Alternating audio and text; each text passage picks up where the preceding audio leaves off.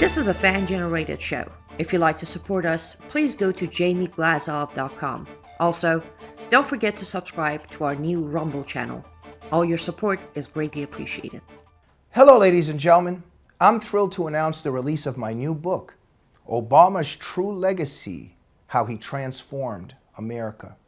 There's a reason why Mike Huckabee calls it a ferocious and chilling read. Order it now at Amazon.com or at FrontPageMag.com. Good evening. Welcome to the Glazov Gang. Tonight, another fantastic program with another fantastic guest. Ladies and gentlemen, please remember we're a fan-generated program. We're only here because of you. And as always, we are suffering, well, I guess you could say persecution and shadow banning, if those are two words we can use, by the deep state. So we need a lot of help. Please subscribe to our YouTube channel, subscribe to our Rumble channel, press instant notifications on both. Please visit jamieglazov.com and always be watching our shows there. Subscribe to our newsletter at jamieglazov.com. And if you have some extra finances, please help us out on that site. Visit me on Twitter at jamieglazov. And most importantly, keep supporting the work of our brave and heroic Annie Cyrus at liveuptofreedom.com. Backed by popular demand, Keith Thompson, the author of Leaving the Left, Moments in the News That Made Me Ashamed to Be a Liberal. And I think he's still a little bit ashamed for his past. Is that correct, Keith?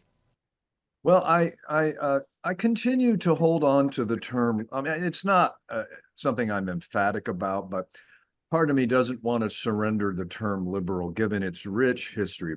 The classical liberals always stood for freedom. The founders of this country were classical liberals. They were men and women of the Enlightenment, and the statists at the time were the British Crown. So to be a liberal meant to favor freedom of thought, freedom of speech, freedom of assembly, worship, and how about freedom of enterprise? Today, that makes me a conservative, maybe a libertarian. So I don't eschew those titles, but there's a part of me that wants to say I remain a liberal. But I have to be careful that people don't think, well, you mean you're on the left? Because no, liberal and left don't mean the same thing. And that was a big part of why I finally wrote a book called Leaving the Left. It's been nearly 2 decades now, but no looking back with any regret, whatever, because I clarified that basic distinction. And I think, by the way, we're going to see more and more people moving away from the Democratic Party, the left, because they realize it's not truly liberal in the original sense of the word. Well, thank you, Keith, for coming on the show. And you're always a brilliant guy that we want to have on, not just for specific themes, but you are a brilliant observer of everything on the wave of the news and always give profound commentary. So let's talk a little bit, or a lot, hopefully, about what's happening with these news waves. First and foremost, transgenders in boxing. It's big, very big in the news right now. So in the Olympics, the female boxer quit because the punches were too hard. Apparently from this transgender fighter, I think his or her name is Khalif.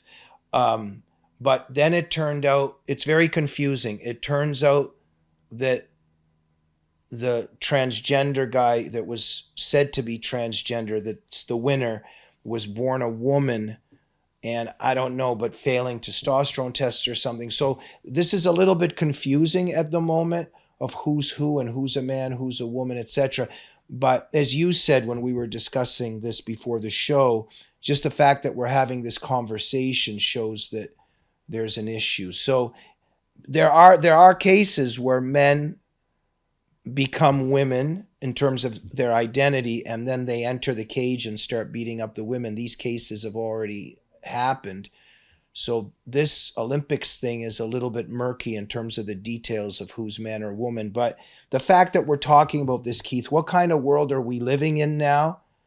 And it's surreal that men who identify as women can be competing against women, right? Absolutely. I mean, and the very fact that we kind of pulled back on this topic tonight because we don't know whether the guy we thought was the person we thought was a man today is in fact a man. The very fact that in a women's sport, for that matter, a men's sport, there's no clarity about which, whether there are two men or two women, is itself a sign.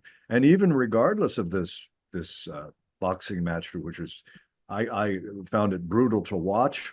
And Angela Carini, I hope the young woman boxer, I hope she has a great career ahead of her. I hope she has a outpouring of support.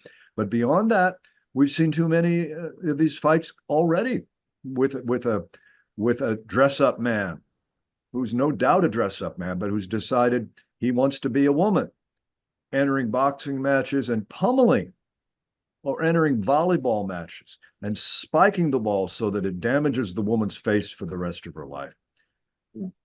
Oh, it's beyond comprehension. And the funny thing is, I keep missing, certain things I miss it on, Jamie. I missed it on, I would never have occurred to me, because I guess I didn't understand fully where the loyalties lie, that the mainstream feminist women, like Gloria Steinem, would get on board with this and welcome these men simply because they identify as women. She's been waving the red flag for years about the dangers of patriarchy, the idea that culture is a male plot against women. Well, can you imagine a better Trojan horse for the patriarchy than men dressing up, changing their identity, sometimes in a very short period of time, like this Thomas, this swimmer, and getting away with it with the sanction of professional feminist women.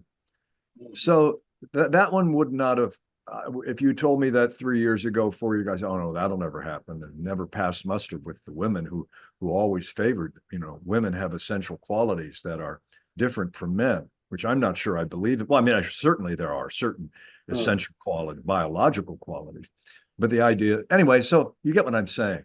I would never have bet money on the idea that feminists would not only go along with it, but would actually become bitter, brittle advocates of it, and calling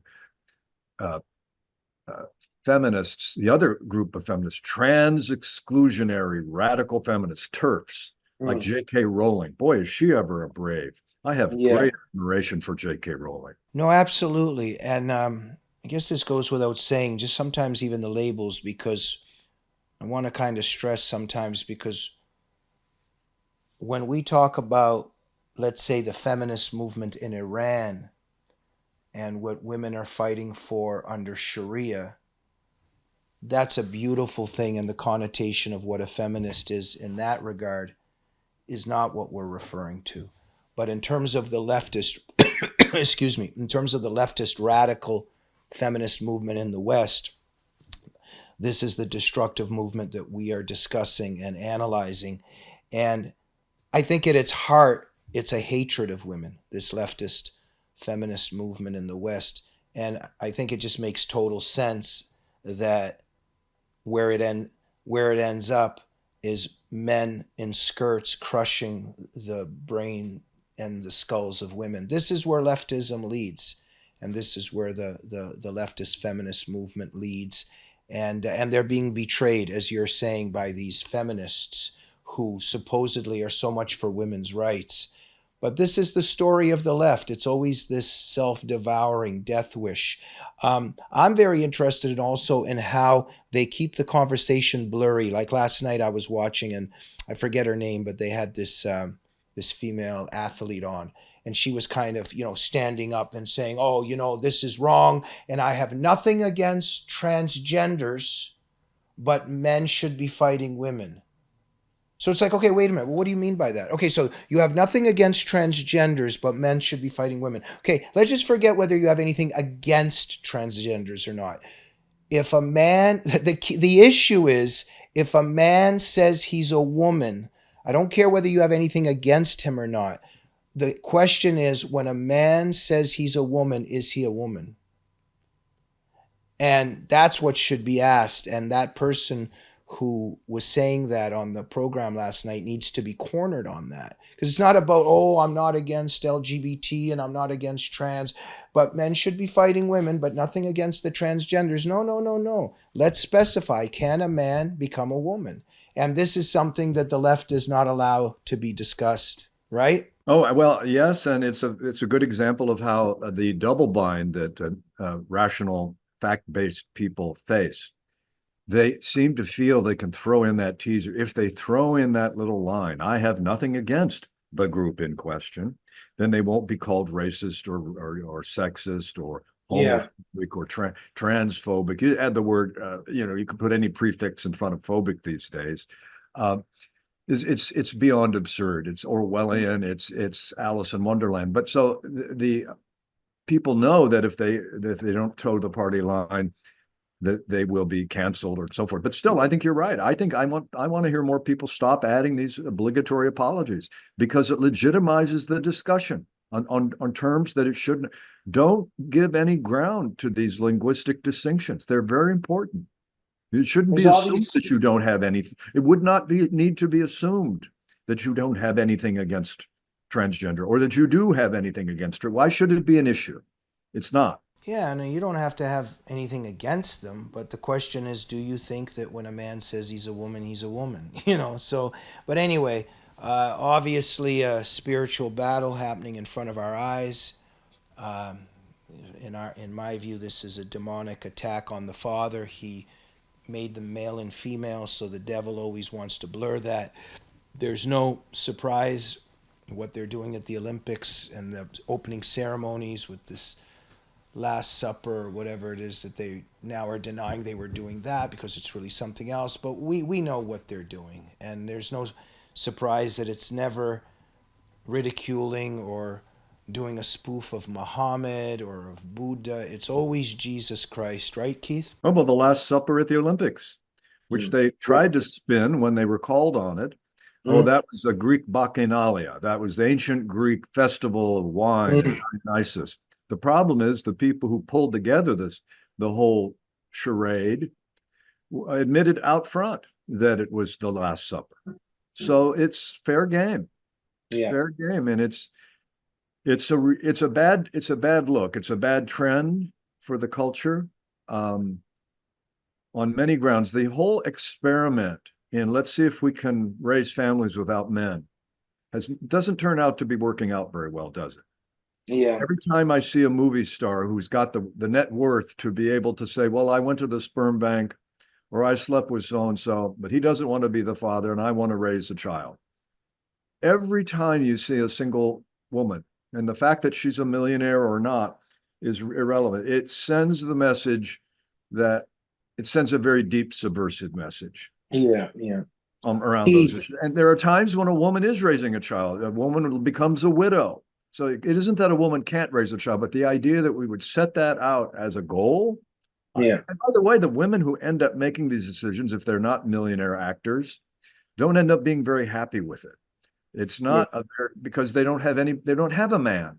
And the children don't do well when there's no man, or at least a Right. healthy man in the picture. Right. When we're not saying we don't have compassion, we're not saying that people can't, still try in beautiful ways to do things under limited circumstances, but we can't deny that the ideal optimum for a family and for a society is for there to be a dad and a mom in a child's life. Keith, Trump almost gets killed. All of a sudden, that's just completely blocked out of the news.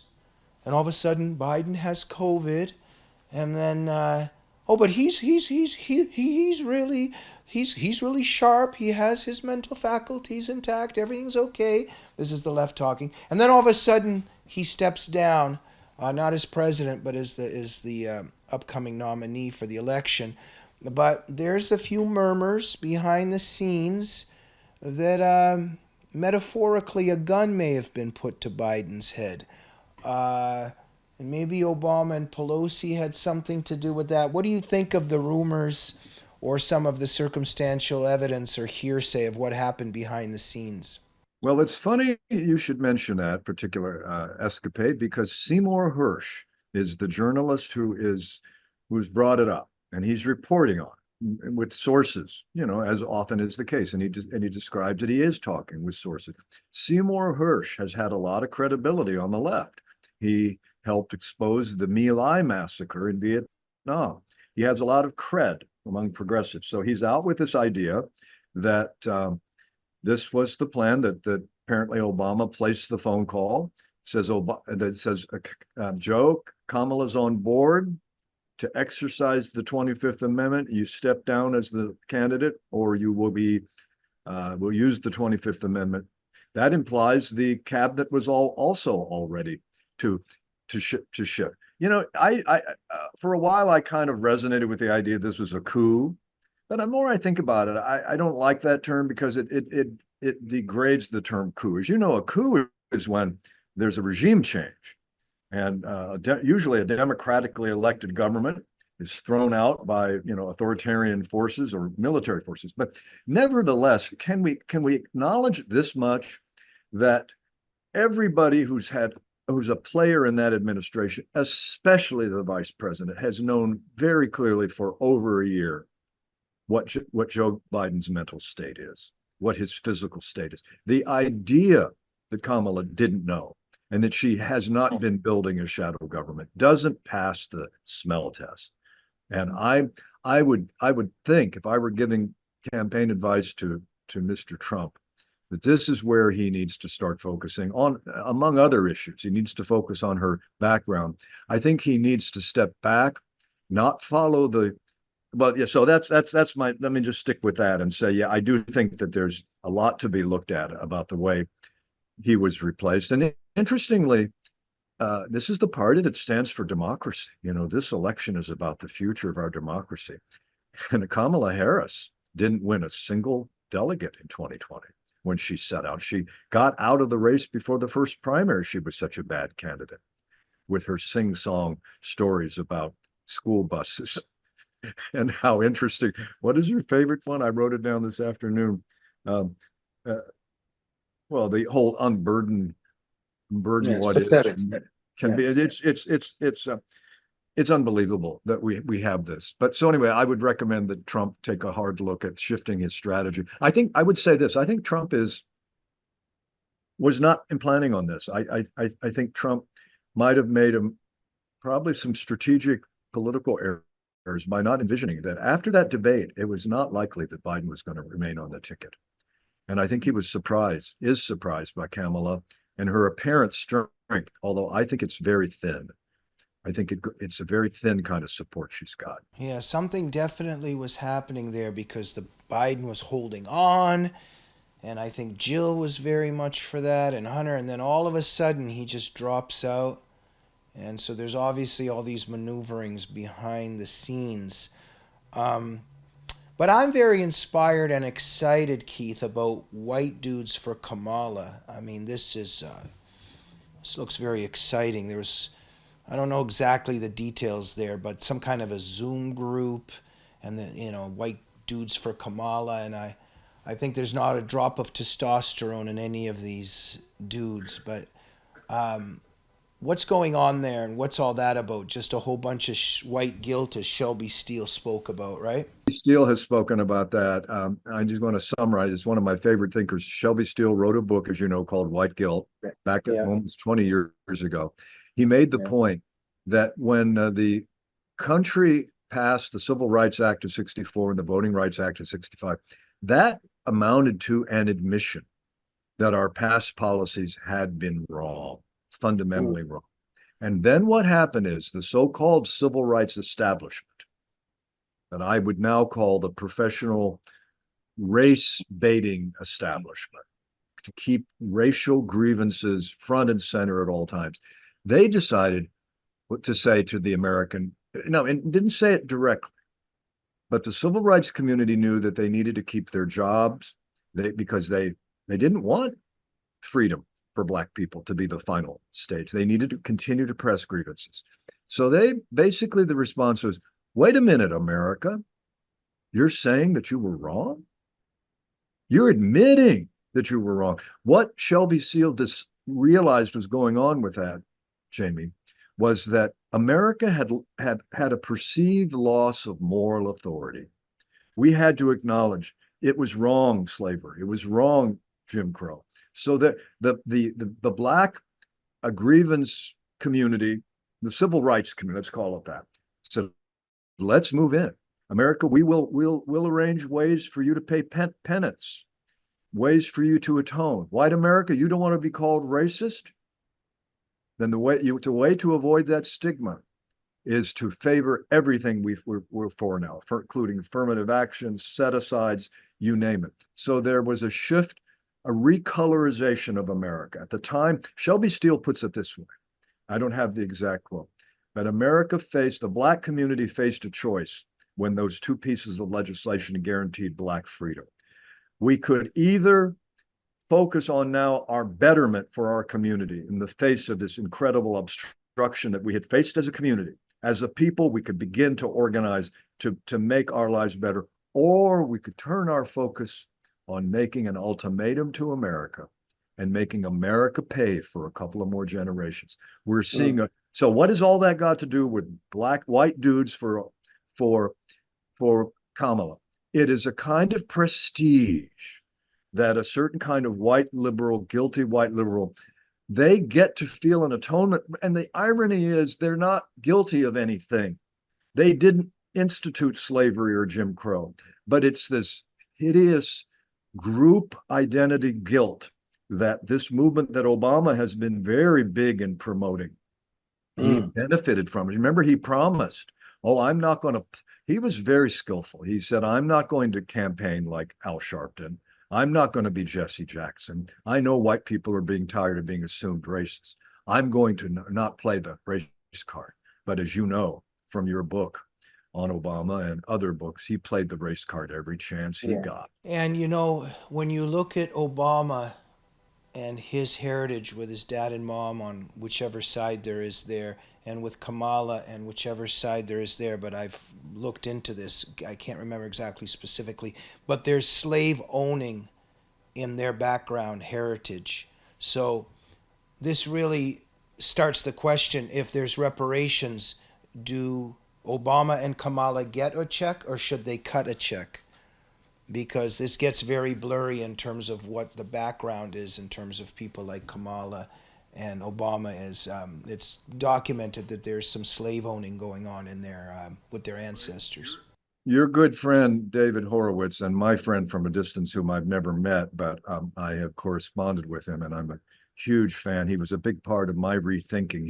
His own second thoughts about the left were crucial eventually, much later on my part. But you know, it's always the right day to make the right decision. Doesn't matter if it's later than somebody else. But as you know, David, as a knee-jerk supporter of everything in the civil rights movement at one point, he woke up to what the real radical edge of that was with the Black Panther movement. And as you know, he's done some of the best writing against the logic of reparations. I mean, I think there's a pristine quality. So if we ever go down the road, and we're seriously planning, as state of California, is $5,000 per qualified person, I believe. It's an insane.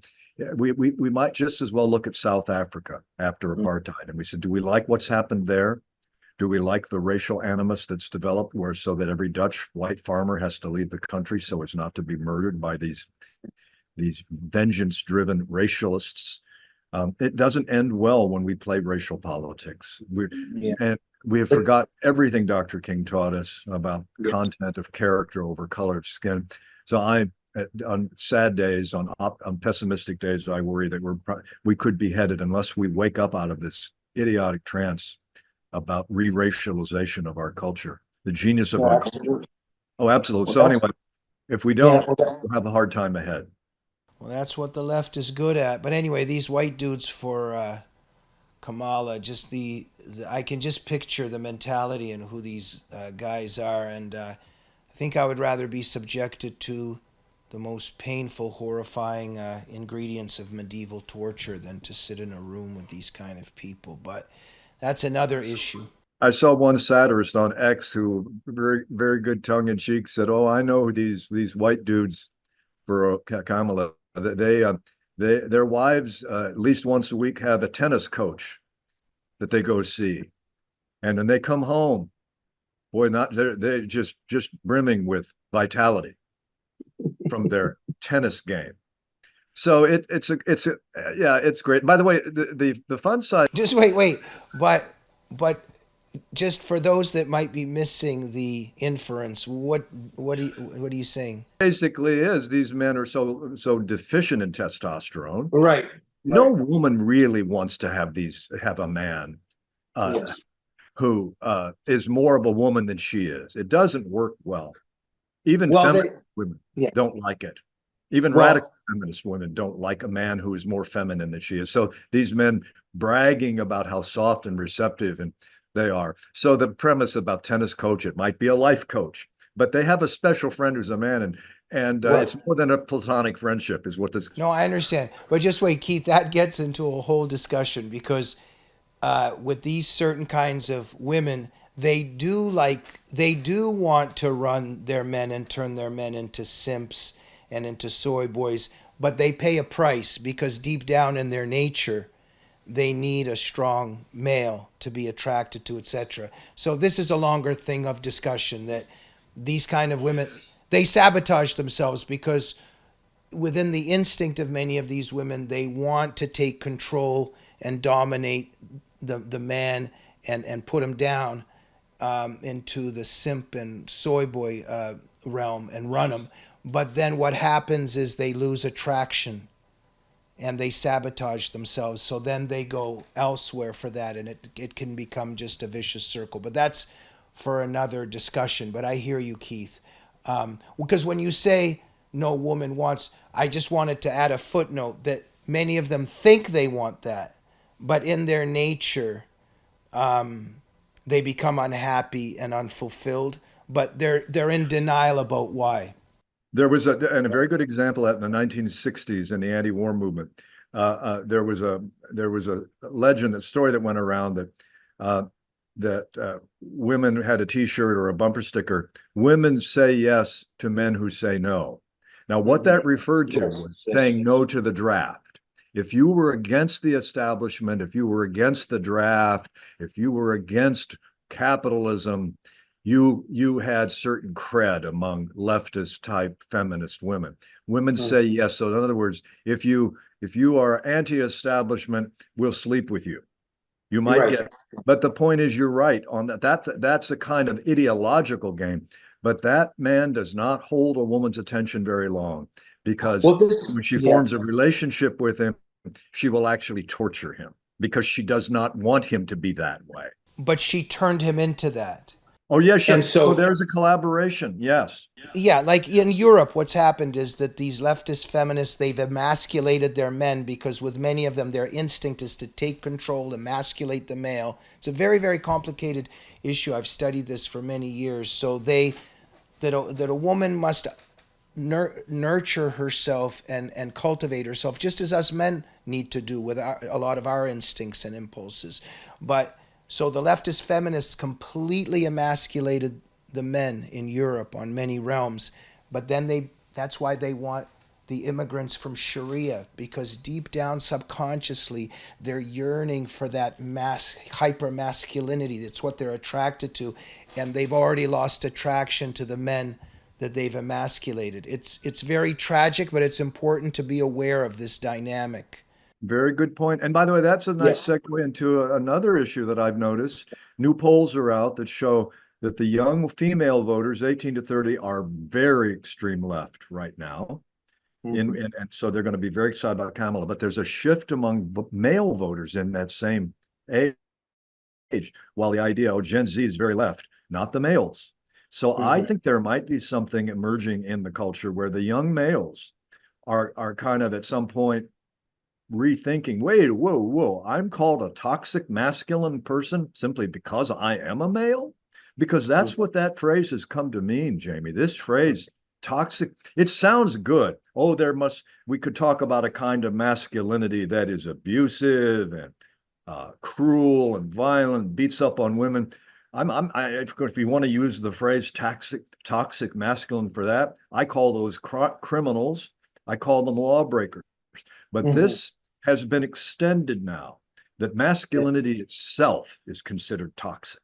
And that is bad Absolutely. medicine for our culture. Look, this is it's a very important discussion for another time. I have many female friends who got older, who matured, and who very honestly tell me that they realized that their instinct on many levels was to give orders to their man and tell them what to do. But if the man followed every single order and did everything they did and became the servant butler, they lost attraction and they lost respect. And so that has to be worked on somewhere, but here politically we get it. I don't mean to be repetitive here, but we very much, I studied this in terms of how leftist feminists, why they're also drawn to Sharia, and I've already said partly why. So it's connected to this. You just pay a price when you try to enslave another human being. Let's just put it that way for now. Keith, Israel took out the leader or the big dog of Hamas. Your thoughts on that? Apparently, Israel's committed to surviving this time. I mean, they don't mess with the big dog. They're defending their right to be there. And I don't have, you know where my views on this, Israel's our ally, but no, I mean, it's, and there's probably going to be a pushback. Iran is already talking about, just wait. So it's a touch and go situation, but it is a tit for tat at some level. This is this killing, taking out this monstrous, oppressive man, Hamas leader, was in the wake of the murder of 12 Israeli children on the playing fields, athletic field, the week before. Israel says, no, we're not saying this, we're not letting this pass. We meant it when we said never again. Ishmael Hania. When I got the news, I have to admit I didn't cry. Let's go to a sponsor break and we'll be right back. Looks like you've been sleeping well. Megan, he's back. The My Pillow guy. And you're looking good. Still feeling good. Well, just when you thought it couldn't get any better, we've got the best pillow ever, My Pillow 2.0. Wow, it's so soft and smooth. It's cool to the touch. How did you do that? Well, we took My Pillow's patented fill and combined it with this new technology that we didn't have back then when I invented My Pillow to bring you the best pillow in history, My Pillow 2.0. Just like all of you, I never imagined that My Pillow could get any better. That's why I haven't changed it in nearly 20 years. Then I heard about a revolutionary new technology, and I knew I had to bring it to you all. My Pillow 2.0 is truly the next generation of My Pillow. The My Pillow 2.0 is cooler and softer than the last My Pillow. It is so comfortable to sleep on at night. I look forward to going to bed, and I wake up well rested in the morning. Sleep is all about temperature and height. My Pillow 2.0's patented adjustable fill is going to give you the exact individual support you need from your head to your bed. And now here's where it gets even better. We've all experienced those temperature-related sleep interruptions where you get too hot, you toss and turn, you flip your pillow over to the cool side. Well, all that's gone with my brand new My Pillow 2.0 cooling fabric that's made with temperature-regulating thread. The best sleep just got even better. Whether you have a MyPillow or not, you need to get the brand new MyPillow 2.0. Call or go to MyPillow.com now. Use your promo code, and for a limited time when you buy one, you'll get a second one absolutely free. You're sleeping even better. And cooler, too. And you're looking good. Feeling good. I knew you would. Visit mypillow.com. And that's right. Make sure to go to mypillow.com or mystore.com and use promo code GG21. Because when you do that, you're going to get a discount of up to 60% off on all the amazing products, especially those pillows. And you're going to be helping out Mike Lindell in his battle for freedom and for America. And you're going to be helping out the Glazov Gang. And if you like one-of-a-kind handmade art, make sure to go to lutfstudio.com and purchase resin art pieces made by our one and only, our great producer, Annie Cyrus. Use promo code GLAZOF to get special discounts. And you're going to be helping out Annie Cyrus, and you're going to be helping out the Glazov Gang. We are back with Keith Thompson. Annie Cyrus, I think you have quite a bit to say, maybe about the discussion so far. What stood out for you the most while we were speaking? Well, thank you, Jamie, for bringing me into the discussion. I actually do, but I'm going to make him very quick. I'm going to go back to the very beginning. The definition of freedom is to talk, think, and live life without restrictions, as long as your thoughts, your words, your actions are not hurtful and harmful to yourself or others. We are fine not having any problem with transgenders, but when we put a man that can break bones, damage a woman's body, that is no longer freedom. So the definition of feminazis, you refer to them as radical leftist feminists. I refer to them as feminazis. They are out there to destroy and demolish existence of women. They are claiming man can get pregnant. We all know that is not true. If you were born a female and then decide to identify as a man and become pregnant, you are still a pregnant woman, not a pregnant person. Okay, just a sec, Annie. Are you saying that a man who identifies as a woman shouldn't start going to get a pap smear once a year? And that would be interesting. I'm sorry. Or how about if a woman identifies as a man, shouldn't she start getting a prostate exam? I think that would be a good experiment. How about this? But of course, the leftists argue that it's not about, they've taken this to a new level, which I find mind-boggling. They say, oh no, they laugh at what I just said. They say it's not about biology, it's about identity. Exactly. And therefore, they identify as such and such and such. They are not such and such and such. We need to be as picky as they are when we choose our words as well. When somebody told me that my pronouns are they, them. I looked at a person, it was a she, and I looked at her and I said, you identify as a they and them? She was like, no, I am they and them. I said, no, you identify, because if my English properly helps me, you need to be more than one to be they, them. Of course, she got upset, block me, moves on. But the argument comes back to, how about this? We have a big argument. This country has been battling the abortion fight for so many years. Those feminazis will look you, Keith, and you, Jamie, and say, you don't get to talk about abortion because you don't carry a baby. Right there, the answer is, well, if a man can get pregnant, a man can talk about abortion. We have to play their own game. There is no other way of turning the table. And now I'm going to connect this to the second topic. Keith, you asked how come, or I'm sorry, Jamie, you asked how come whenever there's a mockery, it's of Jesus. Well, because we sit quietly and take it.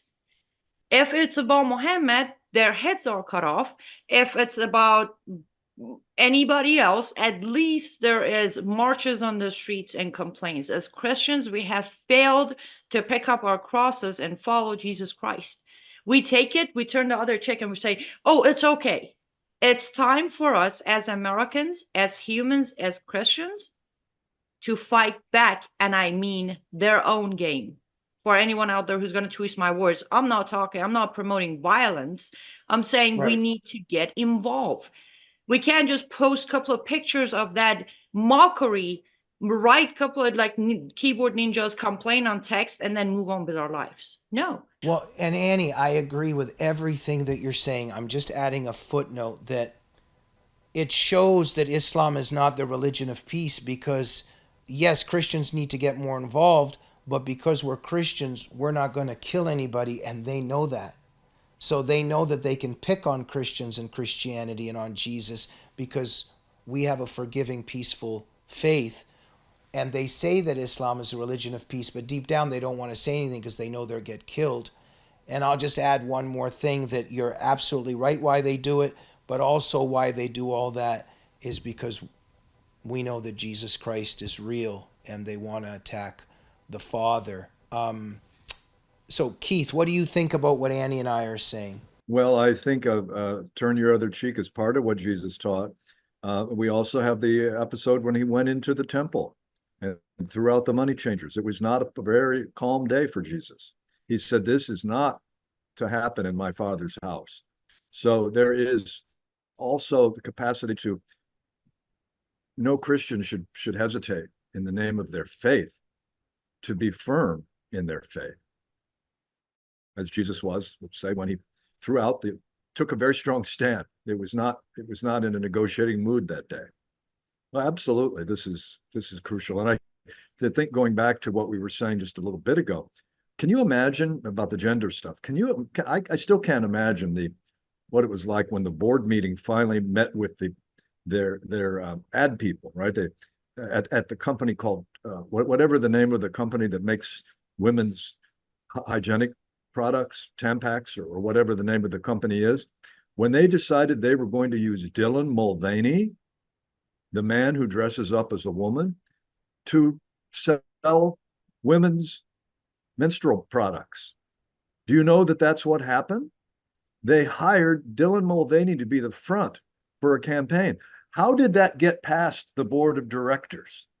What kind of mindset? What kind of thinking process would not have laughed that out of the room? It took the American consumer to laugh it out of the room, just as it did with Bud Light.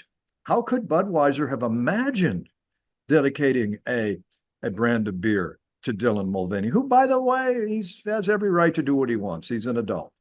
But these companies are learning, they've got to understand the feedback mechanism of the market. And maybe that's a way to come around to this religious issue again. If Christians and other people of faith will stand up and vote with their pocketbooks, tell Netflix and Amazon Prime, get this stuff off, or we will not, we'll drop off as subscribers. There have been some very successful boycotts of some of these big media companies. I'm in big favor of voting with the pocketbook and the wallet. Annie, what do you think? 100% agreed. Yes, there are so many different ways to fight back, and boycotting has definitely given good results. And to answer your question of what were the board of directors thinking, they're thinking about all the lawsuits they're going to face. They're thinking about another mostly peaceful riots that's going to take place in front of their building and warehouse and company. Unfortunately, the left, again, going back to the red-green axis, one of the things that the left has picked up from Islamists is fear. They are furthering their agenda through fear. People don't want to lose their job. They don't want their houses burned down. They don't want their buildings burned down. But again, all three of us are in agreement. We need to fight back harder. We need to, as you said, vote with our pocket, with our money, with our voices.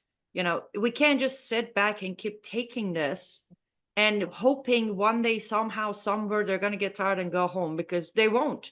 There is nothing to get tired of. They're technically furthering the agenda of, evil, as we would say. And in a way, I still say the heaviest lifting lands on Christians. I will say that. Yes, we come from forgiveness and peace, but we are still, as you mentioned, Keith, there are so many tables that Jesus Christ would flip over. And we need to stop sitting at them. As Christians, we need to be more responsible, because on earth, we still have a mission and we still have a fight, not the way Muslims do it. But that doesn't mean we should just say, well, God has a plan. Yes, God has a plan. And we all play a part in that plan. There's no doubt about that. But we can't just sit back and say, well, we know who's going to win at the end. We can't just do that. Well, there's an old adage, and it's different versions in different religious traditions. You pray to God, but you tie your horse to the post. In other words, you pray to God that when I go into the store, that my horse will be out there when I come back out. The horse thieves won't take it. A good way to ensure that that's the case, or at least to keep the horse from walking away, you ask for God's protection, but you tie your horse up. You do what you need to do, as Annie just said. You take the steps that you need to take. Of course, you trust that God has your back, but God says, and I need you to use your free will that I gave you to act in your own behalf. That's why I gave you free will. That's why I gave you agency. Use it well. So it's both and. Exactly. And if I could quickly touch on the recent death of Ismail Haniyeh. I actually have a very unpopular opinion about that scenario and situation. As you're all aware, he was there in Tehran for the inauguration of the new Islamic Republic of Iran's president, Dr. Pezeshkian. I guess it's not even an opinion, it's a question. They being Israeli government, they had the information, they had the locations, they took out Haniyeh. I guess my question is, why couldn't this mission take place, let's say 8.5 to 10 hours before, while the inauguration was taking place? And instead of taking out Haniyeh, who is already replaced with someone worse than him, they could have taken out the head of the snake, which is the supreme leader of Islamic Republic of Iran. Just a thought, as an Iranian American who has actually asked this question repeatedly of why do we keep killing these little ones? They are the little ones. At this point, Taliban has come out and blamed the Islamic Republic of Iran for death of Haniyeh. Why? They're claiming that if Khamenei would once and for all wipe Israel off the map, they wouldn't be there to kill Haniyeh. That's how they think. Why is the Israeli government not doing what we all know needs to be done? Maybe there's a calibration that goes on, and who knows? I don't run in those circles. A calibration that we take out a little guy, a little fish, to let them know that we will go up further if this continues. There's a sense of not wanting to cross a red line or something that's too extreme. But again, I don't know. I'll let your question stand. I don't have the geopolitical props to. I would 100% agree with your assessment if we didn't have an example of President Trump taking out Qasem Soleimani. Yes, Suleiman. That's how, kudos to President Trump, of course, but that's how you do it. They still haven't recovered from death of Qasem Soleimani. The internal battles, the civil unrest in the country, the problems, they're all come from the day President Trump ordered the takeout of Qasem Soleimani. Well, there's a story in that same regard. I don't know if it's true or apocryphal about Trump. And when he met with Putin, he said, these beautiful buildings here at the Kremlin are so gorgeous. It'd be awful if anything happened to them. And that was his way in the midst of that conversation of communicating to Mr. Putin that we're strong and you're strong. Let's not make any dumb mistakes about demonstrating them. These are beautiful buildings you've got here, Vladimir. It's the same thing. These countries, strong men respect strong men. I'm not interested in macho international posturing for its own sake, but strength is powerful. Weakness begets aggression. I mean, do we need any crash courses on Neville Chamberlain in World War II and where that got us? And why Winston Churchill was on the beam of that age. He understood what was required. And I think that's exactly why I asked that question. Is it that Bibi Netanyahu doesn't know or understand what is required? Or is he still worried about a bunch of international crime courts and more anti-Semitism? Because I don't think it could get worse for it. This is it. This is the highest level of anti-Semitism we have faced. Oh, absolutely. It absolutely is. And the degree to which it's coming from the party that has the Democrat Party that has the strongest Jewish support. I don't know if any of that is peeling off. Boy, that's a larger discussion. Why that continuing loyalty remains so strong. When you don't even have to be a partisan, but what Trump did with changing the capital of Israel, the American embassy, following through on all the long-time commitments. Thank you very much, Annie, Cyrus, and Keith, for these profound insights. We are out of time. Keith, how about under 60 seconds, leave us a little bit with the final words of wisdom and also looking ahead at the tug of war beginning with Trump and Kamala, and it looks like they might be the two people running against each other for president. What do you think? Yeah, I think they will be. Another conversation would be what happened to Robert Kennedy. I found him interesting, and I see him dropping away. I mean, his poll numbers are dropping. It may be the built-in bias against the third-party candidate, and also the complexity of his, what he brings, his history and his family not supporting him. But anyway, it does look like Trump and Harris. And maybe if invite me back sometime, we can maybe during the campaign check in on this. But that seems to be the way it's shaping up. I think Trump has had a difficult week adjusting to that, and I think we're going to see some very strong commercials coming out from him about her record. That she's trying very hard to scrub the internet with her photos, with her strong position, such as the one she took in 2020. I don't know how much time we have left here, but in 2020, when she said to the people in the streets rioting in Portland and Seattle, keep it up, don't stop. She goes, here's the number to send in your contribution to the people who get arrested. That can't be erased. That can't be erased. And Trump's people have got to be on the beam on that. If they're not, it's political malfeasance. And I'm not a political consultant, but this could be a very instructive campaign if they raise the right issues. And she knows that. She knows that she's very vulnerable. When we find out, I mean, those of us in the know always knew what BLM was, but it's been exposed what BLM was and is. And for Kamala to have been cheering that hate and destruction on, that's quite a thing. And you're right, that's definitely something Trump should be shedding light on, right? I think there's a case to be made, and this isn't even just wishful thinking. It isn't even at that level. There's a case to be made that there may be a silent Trump vote out there. By silent, a lot of Trump voters, a lot of people who love this country and don't like what's been happening, especially at the border, are not comfortable speaking up about it. They see the pushback they get.